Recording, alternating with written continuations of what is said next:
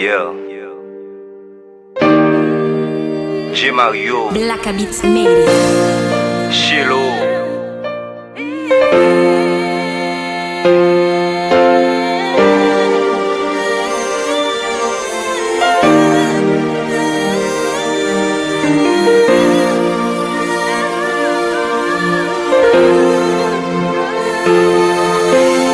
Chérie m'konon jalou, gen bagay m'ka fè ou.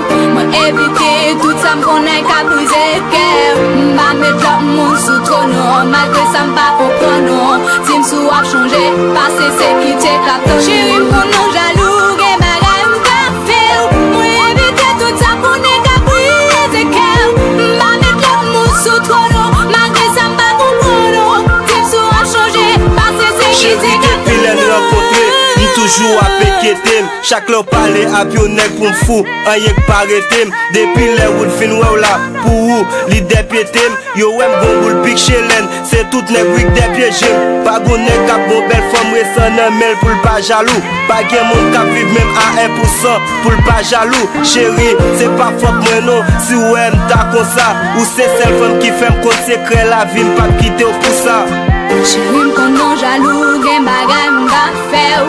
Mwen evite tout sa m'konnen ka brize kè ou. M'ba met lop moun sou tronon, malgré sa m'pa kompronon. Si m'sou ap chanje, pase se ki te klapton. Chérie m'konon jalou, gen bagay m'ka fè ou. Mwen evite tout sa m'konnen ka brize kè ou. M'ba met lop moun sou tronon, malgré sa m'pa kompronon. Si m'sou ap chanje, pase se ki te klapton.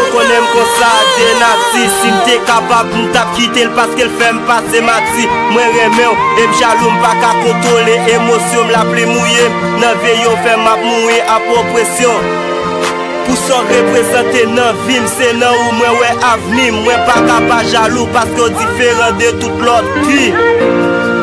Ou différent de toute l'autre fille. Yo différent de toute l'autre fille. Chérie m'konon jaloux, ou pas besoin quitter. C'est où moi-même, c'est où moi-même. C'est où moi-même, c'est où moi-même. C'est où moi-même. Oh non, non, ou pas croire moi.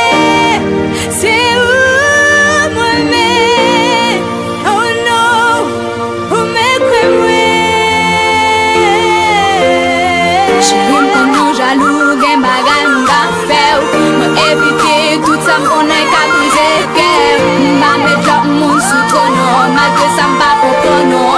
Si m'sou ap chanje, pase se ki te klapton.